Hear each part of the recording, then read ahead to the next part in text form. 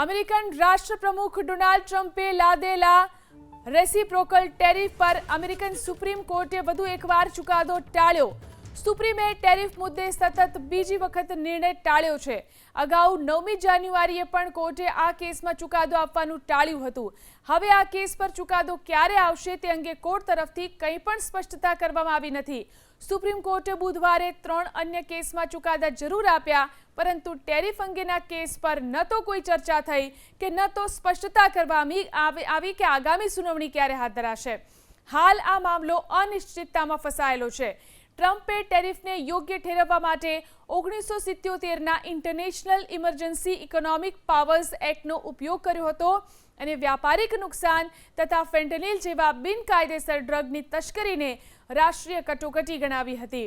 બીજી તરફ ડેમોક્રેટ શાસિત 12 અમેરિકન રાજ્યોના ડેમોક્રેટિક ઝુકાવ ધરાવતા વેપારીઓએ દાખલ કરેલી અરજીમાં IEEPA કાયદાનો હેતુ કટોકટીની સ્થિતિને પહોંચી વળવાનો હતો, નહીં કે વ્યાપાર નુકસાન લાગુ કરવાનો।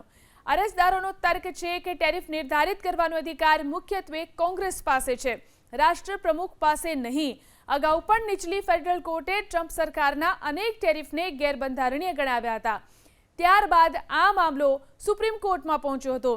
જો કોર્ટ ટેરિફ વિરુદ્ધ ચુકાદો આપે છે તો અમેરિકી સરકારને આશરે 130 થી 150 અબજ ડોલર જેટલી વસૂલવામાં આવેલી ડ્યુટી પરત આપવી પડી શકે છે।